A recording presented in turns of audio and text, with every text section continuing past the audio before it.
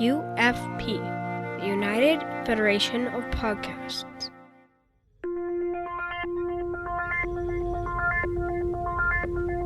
Engage.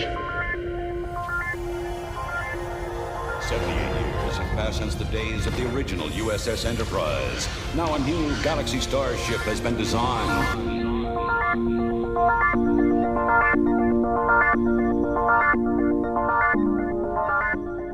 Transporter Chief, beam our listeners aboard. Welcome to Galaxy Class, a Star Trek Next Generation podcast here on the United Federation of Podcast Network, and I am your counselor, Amy Nelson. And with me today, I have Chief Recreational Officer Ria Papagiorgio and Diplomatic Standard Bearer Kevin Scharf. Hello. Listeners, you guys, Hello. I have got to meet my two co-hosts in person. Yes. Yay! Yeah. 2 weekends in a row. I know. We got to go and take a tour of Chateau Picard. That looked awesome. It was awesome. Yes. It was a blast. Thank you to Tim Robertson and LA Away Team for hooking that up. That was a wonderful time. It was. And Kevin, you had a big Southern California, Las Vegas tour. I did. It was amazing. It was so good to just get away for over a week and do fun stuff and spend a night with you. Okay, let's rephrase that. To spend an evening with you, going out for dinner and having some drinks and just doing some fun stuff in Las Vegas. That tiki bar we went to was kind of awesome. It was like everywhere you looked, there was just something interesting. Especially in the women's bathroom. Oh, man, I'm telling you, some wallpaper, I just X-rated. That's all I'm going to say. Well, so we are so glad to be back on mic, and let's check the communication array to see if we have any comments from our listeners. Logs accessed. From Mark White. And was this on Twitter? This was through Messenger. Oh, through Messenger. Cool.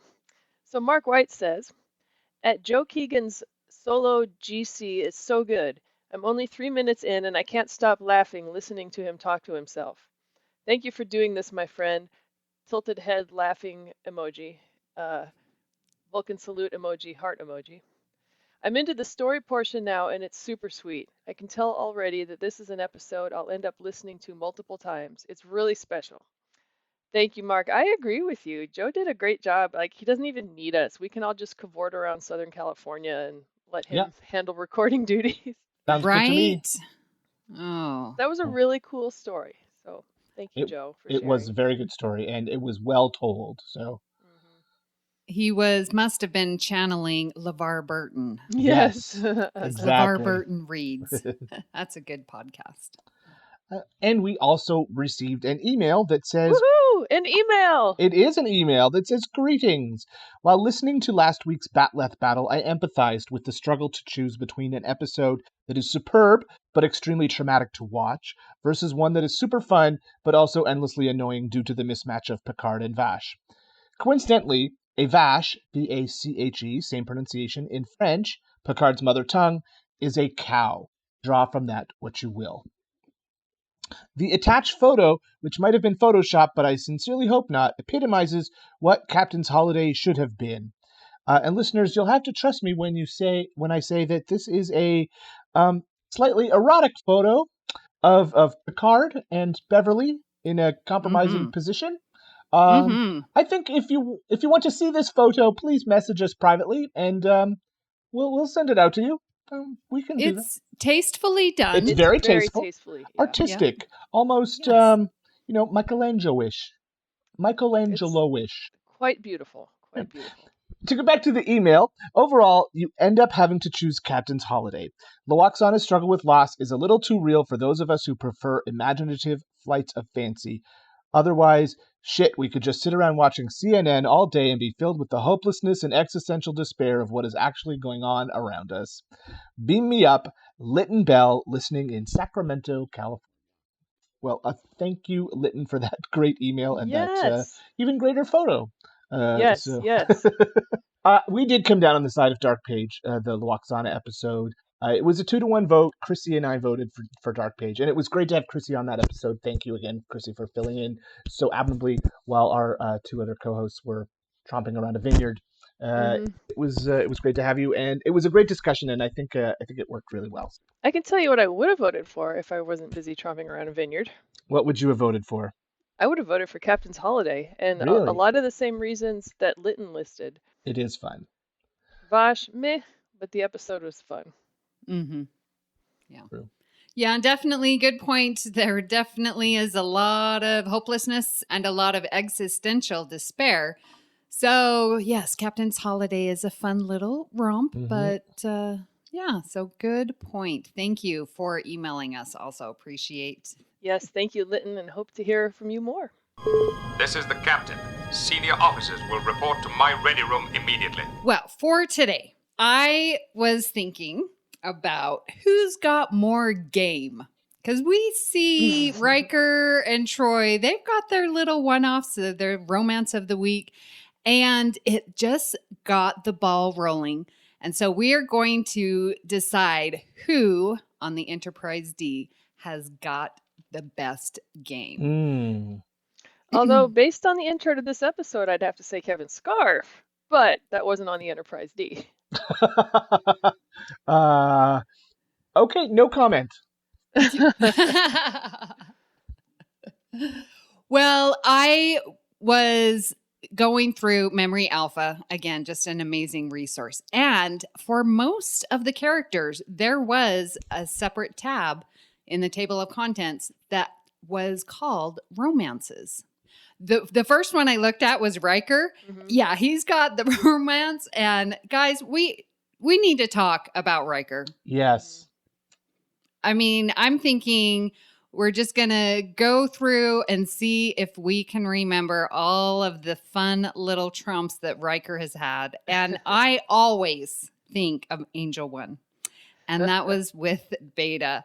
It's first season, right? And we just come out, and even though we know that Troy and Riker have had something previous, we get Angel One, and it is very clear that Beta and Riker, is it Beta? Beata. Beata. Oh, thank you. Beata. Oh, yeah, that's right. That Riker and Beata, they're hooking up for sure. True. I think season 1, Next Generation, they were trying to establish Riker as the Captain Kirk of the new series. And although as a TOS fan, I do have to point out that Captain Kirk's reputation has kind of been blown out of proportion over the decades. I mean, when he was connecting with alien species in that manner, it was for the good of ship and the Federation. Of course. And you could kind of say that's what Riker was doing with Beata. I mean, oh, for sure. This was entirely, for the sake of negotiations and freeing hostages, et cetera, et cetera. Yes.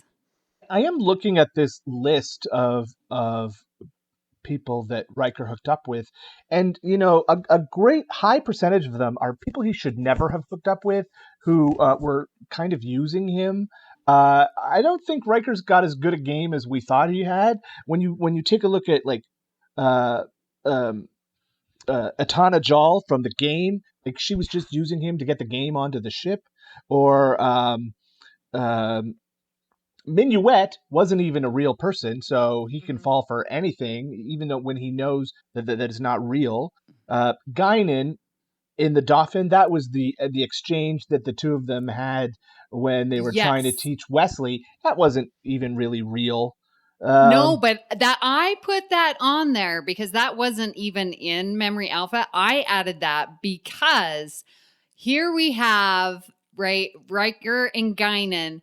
And Guinan falls in to how amazing Riker's game is because that exchange, which we have reenacted here on Galaxy Class, that exchange, and at the end, Guinan leans in and says, "Tell me more about my eyes." He's got game, and she fell for it because she wanted to hear more. So I'm saying that's like a game for Riker. And, who knows what happened after Wesley walked out of 10 forward.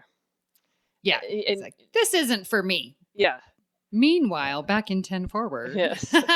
Meanwhile, back in guidance quarters. And, don't even get me started. But I think a recurring theme with Riker's romance is like, as I was looking at the different characters and kind of seeing their trends, their patterns, and in who they've romanced over the series, Riker tends to lead with the loins, I think. Mm-hmm. Like you said earlier, a lot of these hookups should have never, ever happened if he were using his brain at all.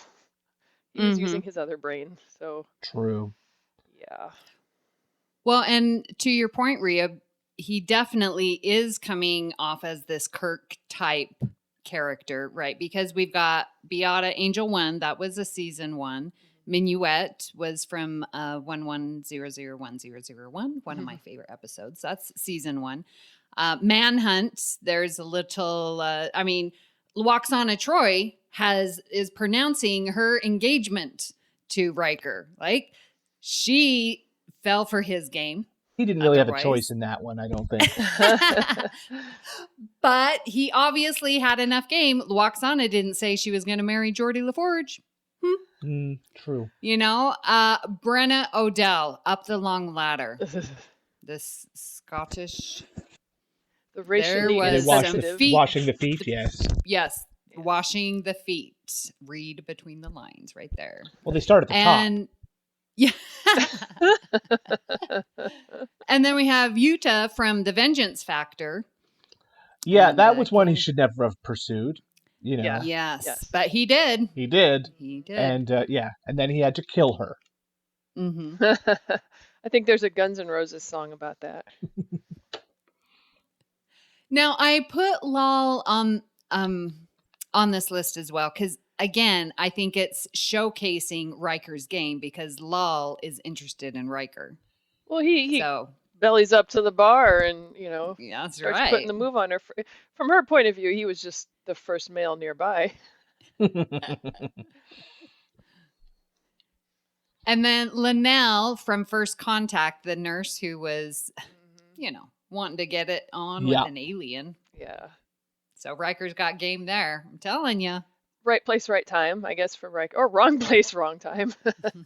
Ro Laren, I have been on record for saying I don't really care for their relationship. Probably I would say, outside of Deanna Troi, the most recurring romance-ish. There was some tension there. Yeah, they played off of each other for a couple. Well, that little 3 menage a trois. That hate-love relationship, when they hate each other so strongly, very often there's a little more under the surface. So it's actually cool that they kind of got to explore that, when their memories were wiped. And then I think a nice relationship that we got to see was Soren and Riker on the Outcast. Yeah, he fought for her. Yeah. That was, I think, a little more than just leading with the loins.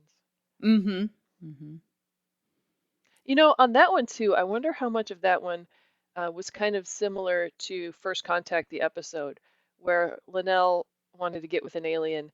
And I wonder how much of the Soren from Riker's end was he was intrigued by this genderless alien. And yeah, the differences attracting each other. Yeah. He wanted his husk inseminated?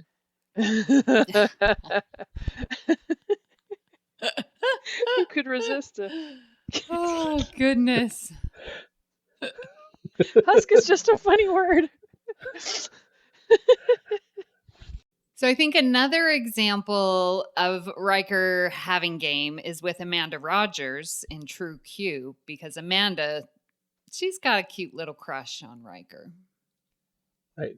That wasn't precipitated by him at all, though, right? That was just her, and she's a lot younger. So yes. She it's like putting up a poster of, I don't know, Shazad Latif or something. There you go. Yeah.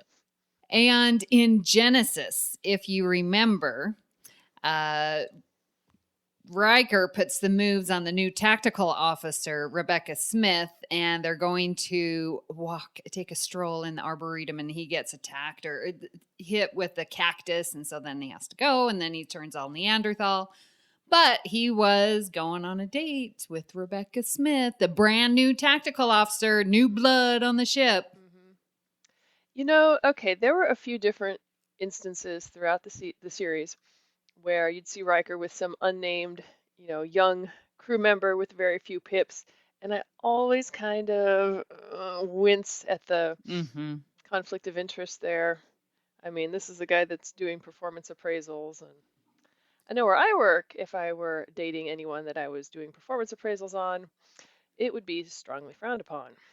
That's very true. But then when you think about like the beginning of Star Trek Beyond, you're on a ship, you're out there, it's its own little city, and you don't have anyone else. So yeah, the pond is small, and you just can't say, well, because I'm here and I'm an officer, that I'm not going to have any relationships. Is that fair? Well, you know what? It's okay to not have a relationship, and that's something kind of like modern day society annoys the heck out of me. Like, it is okay to be single. It is okay to be celibate. You have that right.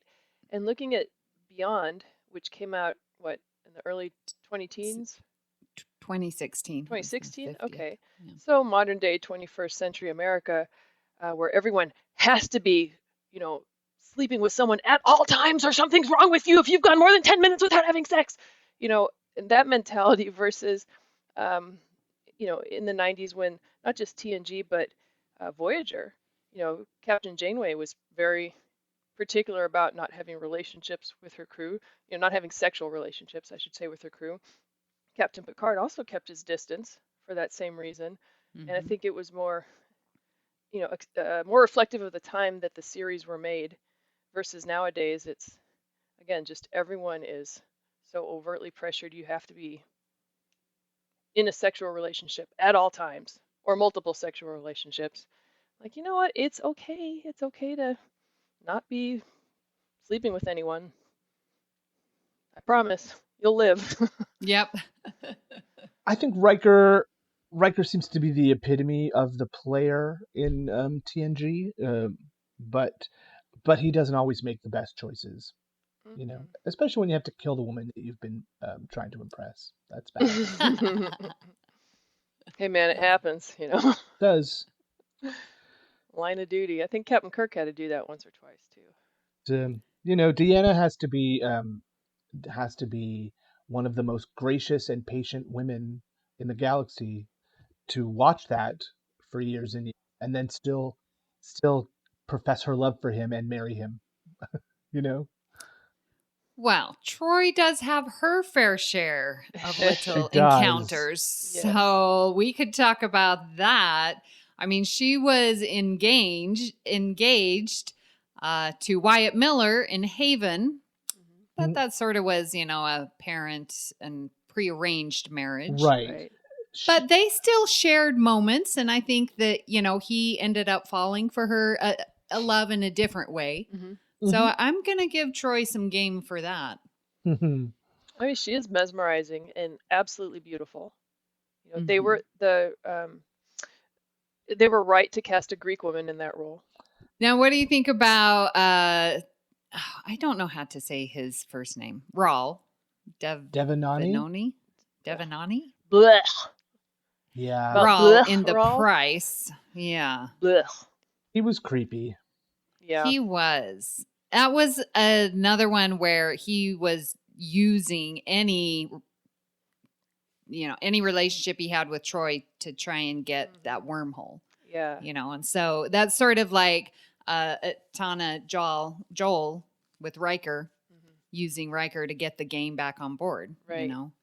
This is definitely one where Raul was just using her. Yeah, and that was kind of the theme that I saw in Troy's relationships. Not all of them, but too many of them, where, again, here's this stunningly gorgeous Greek Beta Z woman who anyone would be attracted to, but the creepers, the ones that were trying to use her for something, were able to reel her in. And that just, again, it's not Troy's fault. It's male-dominated Yes. writing in the 90s, but bleh. hmm Blech. Yeah, another blech one was Tarman in Violations, and Blech. Yeah, Yeah. but I don't like listing this under this topic that we're discussing, like got game, because Tarman is a predator. Like, Yeah. there's no game involved with that. So I think we're going to remove him from the list. Let's do that. Yeah. Yeah. Now, one of my favorite relationships, oh gosh, I have a lot, is Troy and Aaron Connor in Masterpiece Society. I've talked about it before, but I just really like their interaction and how they complement each other. I think that they are both thoughtful, and I really liked this episode and this relationship, and I approve of this one. Nice. I guess I would have liked it if Aaron Connor was a little more, I don't know, exciting. But like you said, it's a good kind of opposites attract thing, or a good compliment, because Troy is pretty gosh darn exciting. So I suppose, you need a boring, I don't know, Well, see, and mediocre that's, guy. I think, what Troy was partially drawn to was this society. And that dullness, that everyone knows what they're doing. There's no confusion. Like, that must have been a really nice rest for her emotions. That's a good point. Yeah. Yeah, that does make like sense. And at yeah, least he was I a like Connor. decent human being. Yes. Very good. Yeah. Unlike, say, Alcar from Man of the People. Yeah. Not a decent person. No, not at all. Again, another example of using Troy. Yes. One that you don't have on your list here, and I don't know if it counts, is the alien entity that became her son Ian. I mean, she was chosen out of all the women on the ship. Yeah. Yeah, that's a great And then she had a relationship because she gave birth to him. But so it was a different kind of relationship. But but it's a loving mother-son relationship, even though she was. It's hard and to you're talk right. about. Yeah. Well, and you're right, because the alien chose her. Yeah. So there must have been something about her. So she got game. She does. That's right. And another one of my favorite relationships with Troy is Worf. Woo! I'm a Worf shipper. I just love them. I love how they start out with their common bond over Alexander, and then that moves on and like parallels, and Eye of the Beholder. I love that one. And then they're almost kiss and all good things. Yes. I just love it. I'm a sucker for it. And I love that Riker ends up with Troy, but I love Troy and Worf. I do. I love it. I think, and I know I've heard people that just don't buy that relationship, but I think it's such a real one, because it goes to another opposites attract kind of thing. Worf is so closed off and unemotional and kind of in denial about his feelings, but the two have worked together for years, and then they develop a common bond over Alexander. And that's, I think, what makes it so real. Like, there's actually a legitimate reason why they're drawn to each other. Not just, because one got horny one day and the other was standing nearby. So, I don't know if our Worf would have even pursued that relationship if he hadn't been bounced to those parallel universes where he was married to Troy. I think that's an interesting way to start a relationship. It's like, well, in another universe we're married and in love, so maybe it'll work here too. Yes. Well, and when they're in Fistful of Datas, and their little Troy is Durango, that gets more of, sort of a first date type of thing. It was like, okay, yeah, I can hang out with her.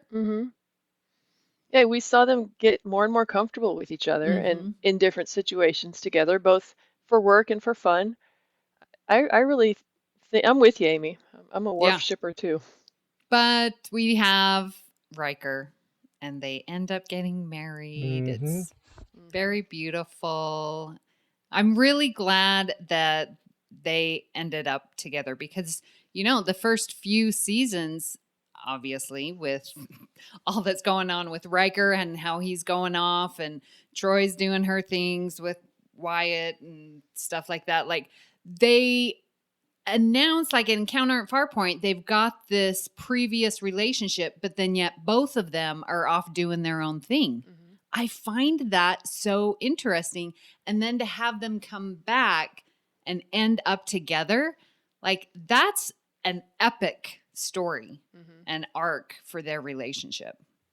And I'm glad that they didn't get together until after the series, until the movies. Because it always, I mean, think of how many TV shows over the years, what do they call it? The moonlighting effect, when the two of the main characters get together and then the series is just done. So it was really nice that they kept that tension throughout. Because before the series started, they had gone their separate ways. So now they, coincidentally end up on the same ship. And of course, it's a little awkward and, a lot of long glances. But then they get used to it and they keep doing their own thing because they're not together. But, that pull is still there. And, they got their little flings out of their system. And I mean, literally pull, because it's a telepathic link that they have, like an empathic link. They're connected on a very deep level. yeah. Imzadi. Mm, That word sums it up. yes. All right. Well, we have previously spent quite a lot of time talking about Picard and his relationships. And I think we did a lot on Earl Grey. But we have Picard has been in relationships with Luoxana Troy, of course. One-sided. That's more one-sided. Not his side. And of course, Vosh, Kamala from The Perfect Mate, Nella Darren, Anij, and our favorite Dr. Beverly Crusher. Your favorite. My favorite Picard relationship is Kamala. Oh. And I wish he could have kept her, but the tragedy of the whole situation makes it even better. The one that got away. Interesting. I don't think I knew this about you, Rhea. Yeah, I missed that episode where we talked about the Picard's romances, but Yeah. that's the one for me. My favorite is Anij. I love those two together. And it's sort of, again, almost with the Masterpiece Society and Troy, where here we have this peaceful society where Picard's life has always been so hectic and making command decisions. And there's this entire planet and a respite for Picard. And beautiful Donna Murphy, Anij. Yes. I mean, paradise. And I could see that.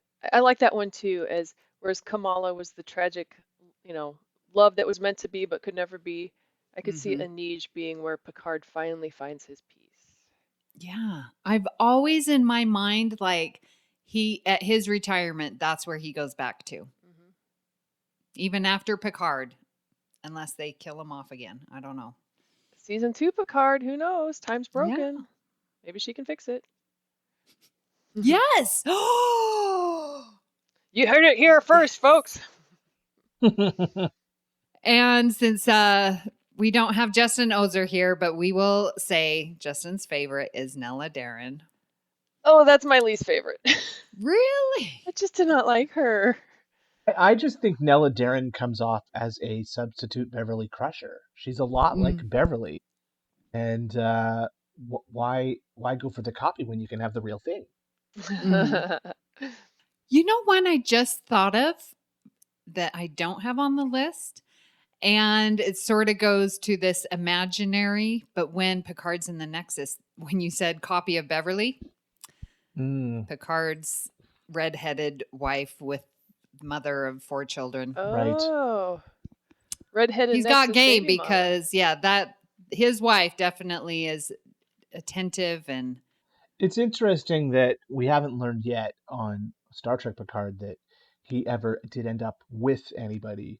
Like Yeah. there are women in his life, obviously. Mm-hmm. There's Raffi, and something happened there. I don't know if it was a lover's quarrel or what, but they had some issues. And then there's his Romulan major domos. Laris? Laris. Yes, thank you. Laris obviously cares for him very deeply too.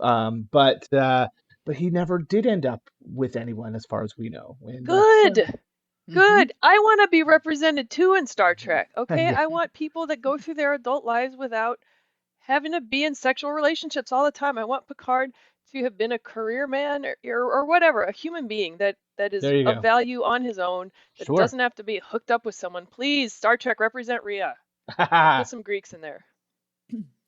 Well, maybe Worf would be a better representation, as he and his relationships, he doesn't end up with anyone either in the end. He's a romantic. He's a deep lover. He wants to be in a relationship.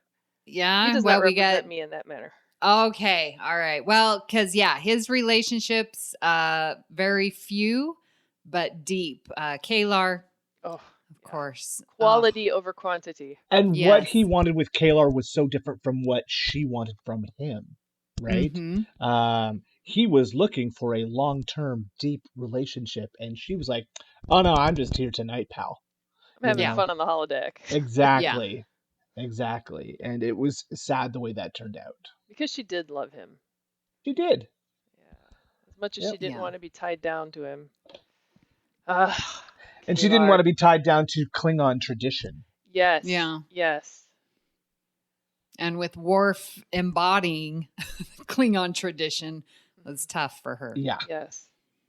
Yeah. Oh, Worf is a deep lover, a strong, passionate lover in the love sense, not the physical euphemism sense. Oh, maybe that too. I don't know. I'm not. I'll just shut up. Klingons have two of everything. Blood was drawn. Just saying. And it's, Worf is sort of I don't want to use the word victim, but he is he ends up the center of tragic love story. Yes. He loves Kalar, and she is killed. He loves Jadzia. I think that's one of the best relationships in all of Star Trek is the Worf Jadzia relationship on DS9, and she's ripped away from him. Like he can't find happiness either. I've always thought that Worf is like the most tragic figure in all of, TV, movies, whatever. Because everything with him is tragedy, from his discommendation to, his tragic childhood to.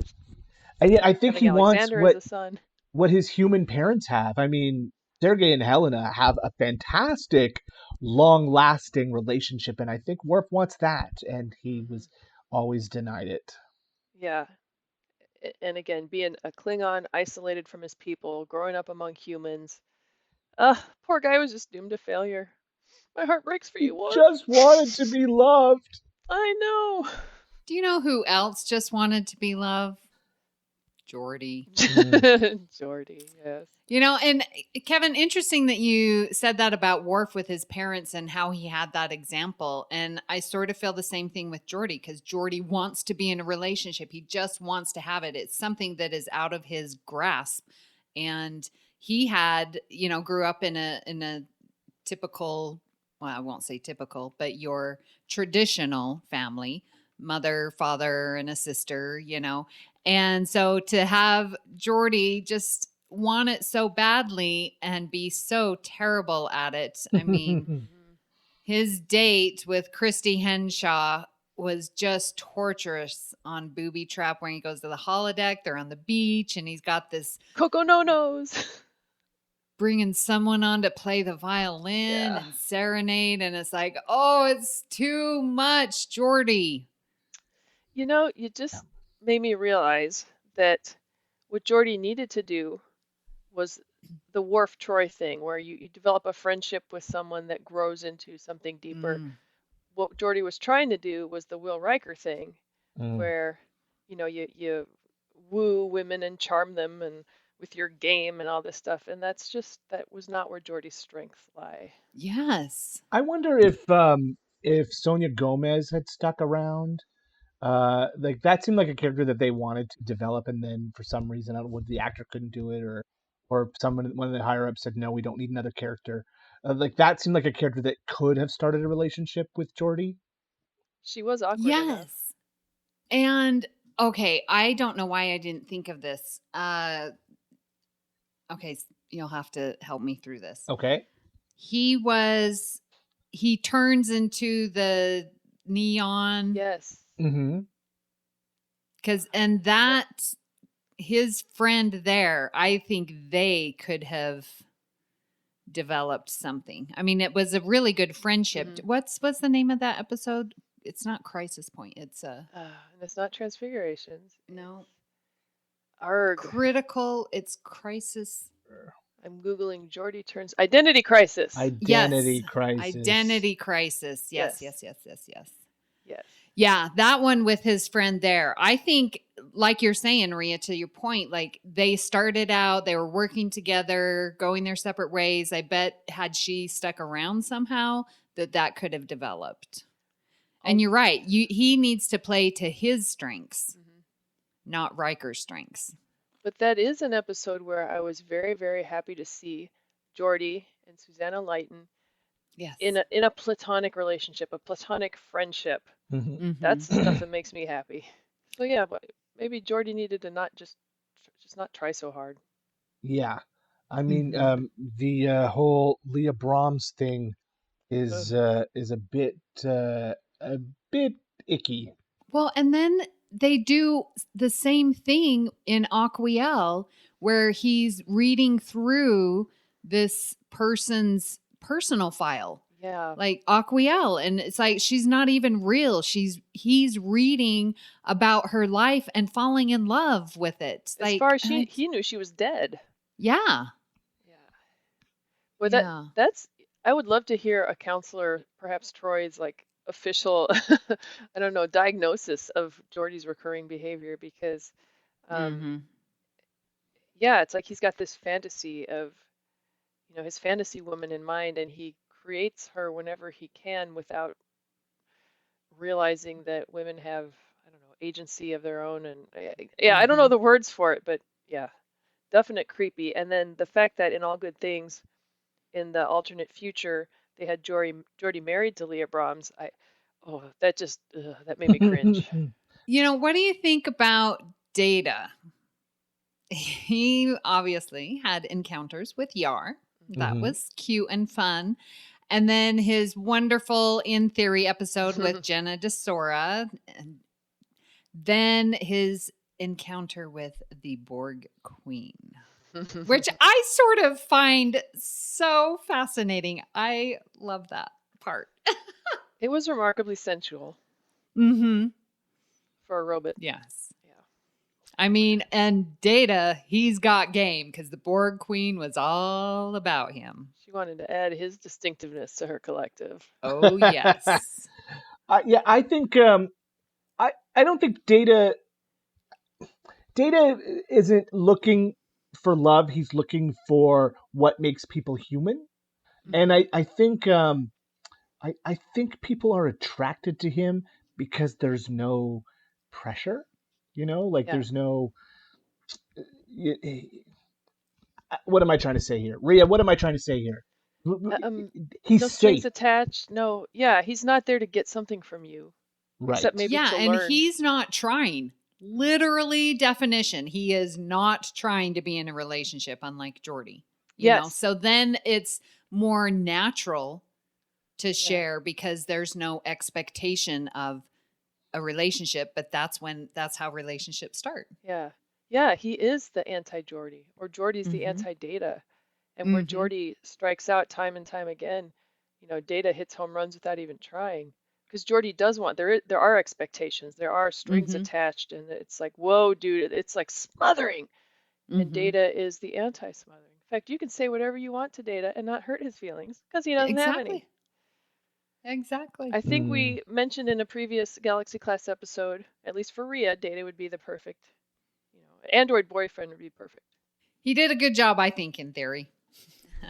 You know, it's kind of like having a robot vacuum instead of a pet, where pets make messes that you have to clean up after, and they jump in your lap and they demand attention and all this stuff. A robot vac cleans up your messes, stays out of your lap, and you can ignore it for weeks at a time, and it's cool. Rhea, oh my gosh.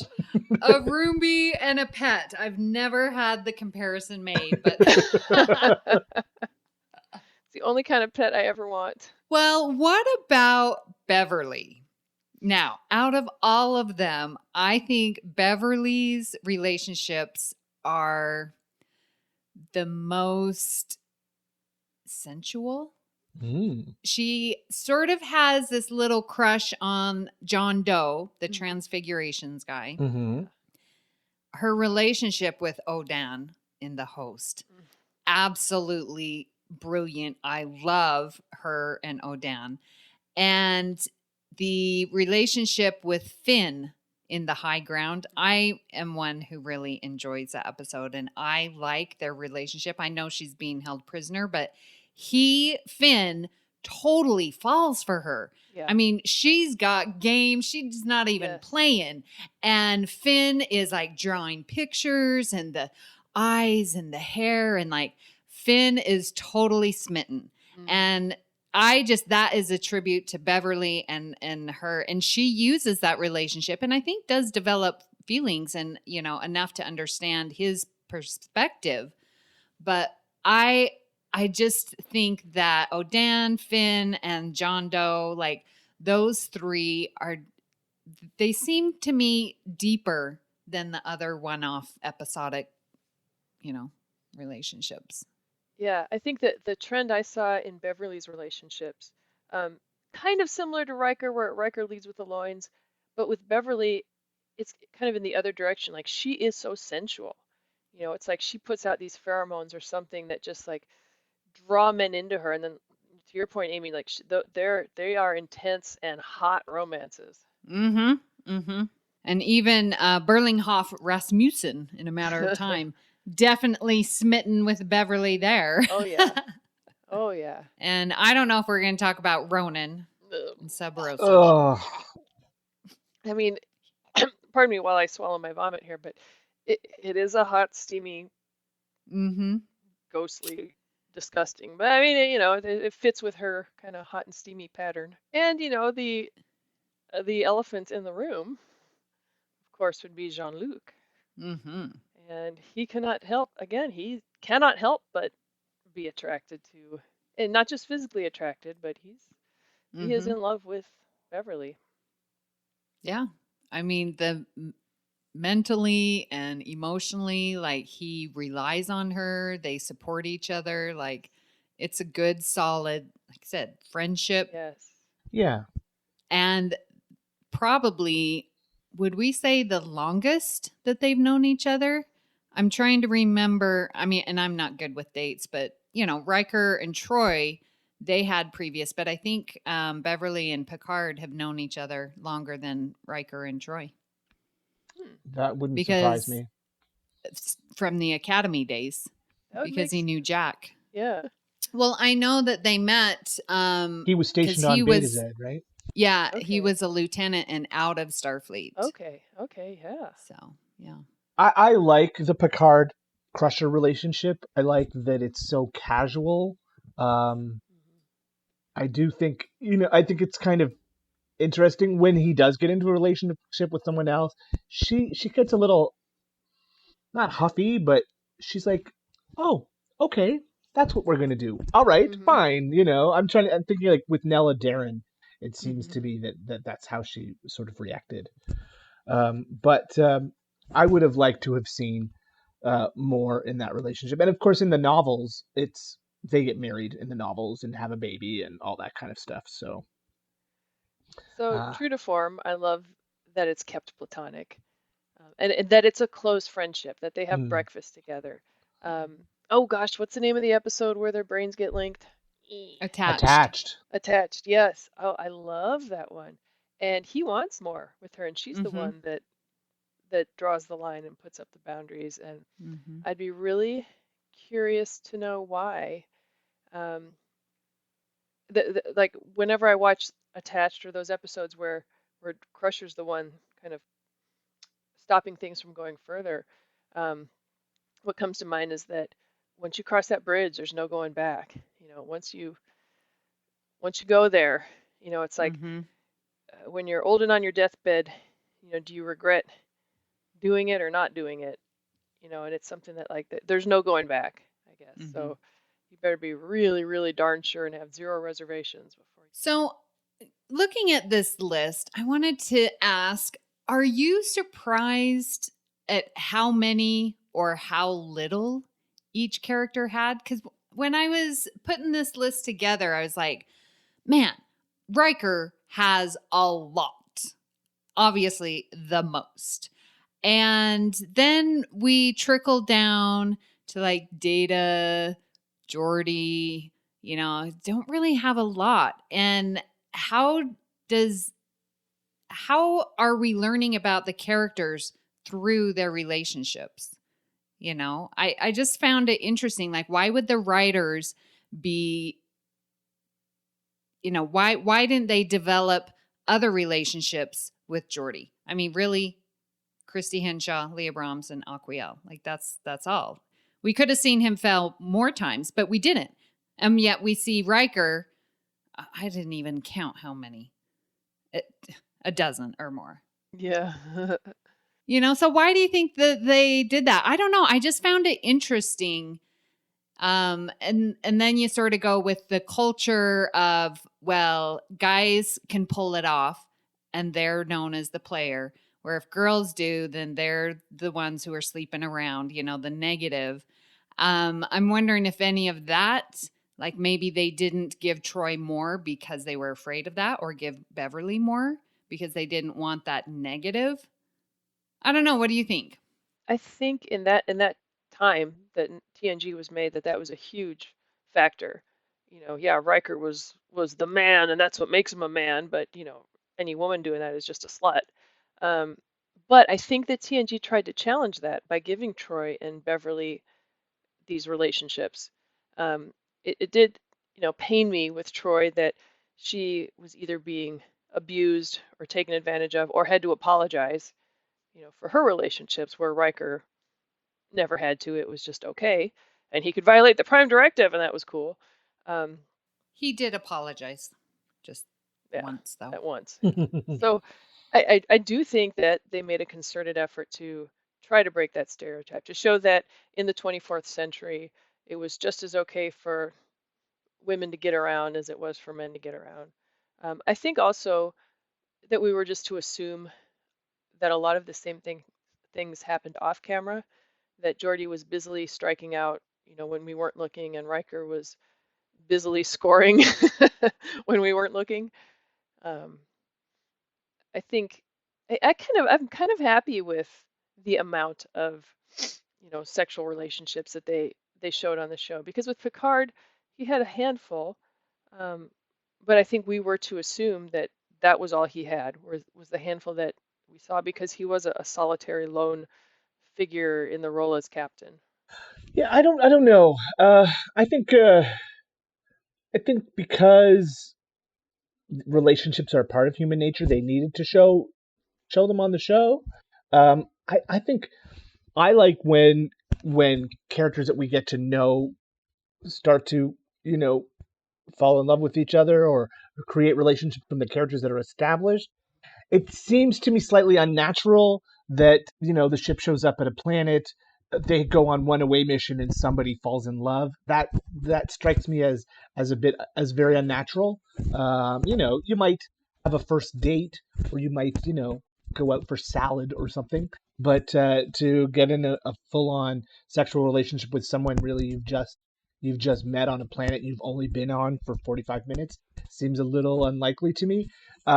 So, and I think the newer Star Treks are doing that. Relationships are created among the people who we're seeing regularly.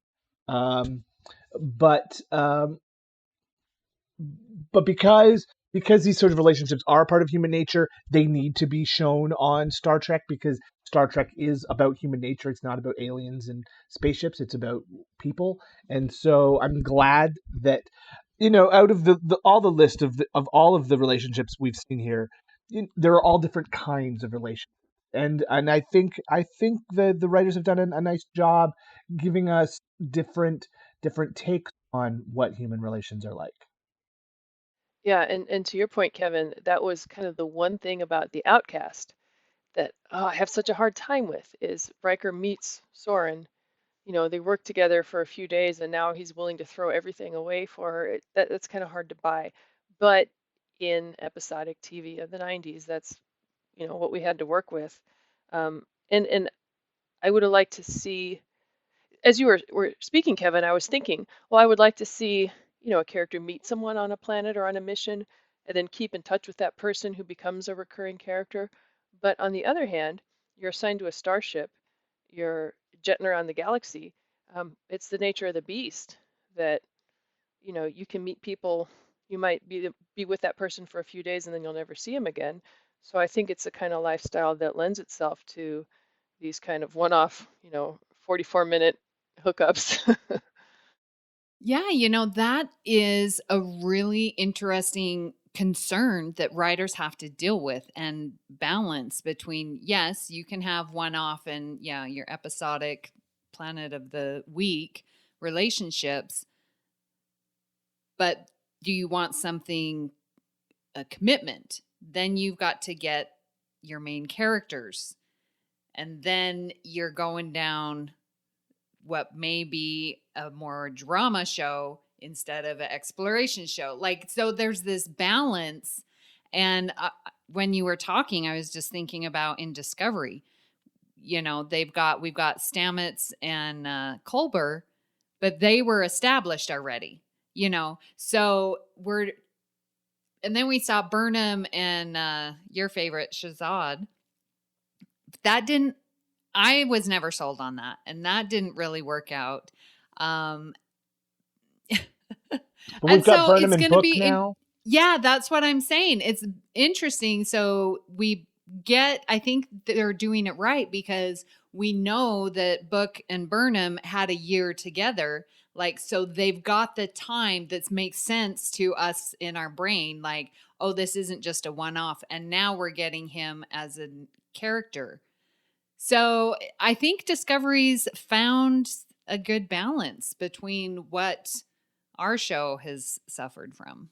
And Book and Burnham, it's kind of similar to Riker and Ro Laren, where, off the bat, they kind of butted heads. They were not the best of friends, but those intense emotions can often turn the other direction. Yeah, one last thought I had was Vash. They did bring her back kind of as a recurring hookup that Picard had. But I think because he is the starship captain on holiday, meets someone on Risa, knows he'll never see her again. So when she shows up again, he's like, oh, wait, no, you were just a hookup. What are you doing here? Be gone. Yeah, I didn't tell anyone about you. You were on Risa, okay? Horgon. Incoming transmission. Well, we would love to hear your thoughts on today's show and hope you'll join the Facebook group Federation Council Chambers. You're welcome to start a conversation or request that picture. If you'd like to send us an email, you can email us directly at galaxyclass@ufp.earth, and we will read your email on the show. In fact, you can email us pictures that we probably won't share if they're too steamy, but if you want to see this steamy picture, you can email us at galaxyclass@ufp.earth. You can also follow us on Twitter at GalaxyClassPod. So please, please, please hit the subscribe button on Apple Podcasts or wherever you get your podcasts and leave us a star rating and a written review. That will help others to find the show. So you can also follow the entire network's podcast with our master feed by searching United Federation of Podcasts. This way you won't miss any of our fine shows like All Good Things, Franchise Fatigue, Always Hold On to Arrow, History with the Szilagys, Mickey's Marvels, Sasquatch, and Infinite Diversity. So, Amy, where can people find you when you're having a clandestine rendezvous on a planet you've just arrived on? Ooh. Ooh, I'm liking the start of this. So you can find me here on the network hosting All Good Things. I am also on Union Federation Podcast on Fandom Podcast Network, talking the Orville, which we will be getting season 3 coming out, and we cover the new Star Trek as well. I am on Twitter at Miss Amy Nelson, but you can find me there in our Facebook group. And Rhea, where can people find you when you are in a perfectly awesome friendship and loving it? Well, that would be right now with you guys. Not non-platonic, definitely platonic friendships. When I'm not recording with my platonic friends, you can find me in the Federation Council Chambers on Facebook. You can also email me at popculturepackled@gmail.com. Yes, that is a real email address. If you send me steamy pictures, I might have to change my email address. Depends, as long as they're tastefully done. So, Kevin, where can people find you when you are not in a hot, steamy, soul-wrenching, holodeck churning relationship with someone who ends up getting killed? Oh, I know, that's just tragic. it is. That rarely happens. So you can Good. normally find me on this podcast, of course, and on my 2 other shows, True North Nerds and Stage Whispers, the local podcast, a show where we have just changed up our format just a little bit to make things a little easier for us and more consistent for the listeners. Priority 1 message from Starfleet coming in on secured channel. Now, if you'd like to help us keep all of our shows coming to you each week, you can become a patron of the network on Patreon. Visit patreon.com/UFEarth to get all the details. And a huge shout out to Davey Willett for our very own show supporter. Thank you so much, Dave. We would like to recognize our executive producers, Brandon Shea Mutala, Ken Tripp, Zach Moore, and Tony Robinson. We would also like to thank Zach Tripp for our opening and closing music, and Tony Robinson for doing our beautiful artwork each and every week. Thank you for beaming aboard Galaxy Class. And until next time.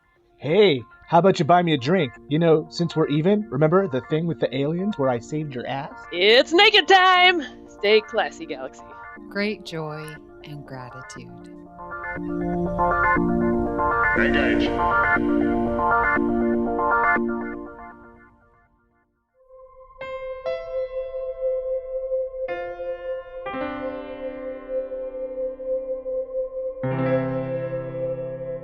This has been a production of MTMR Media Works.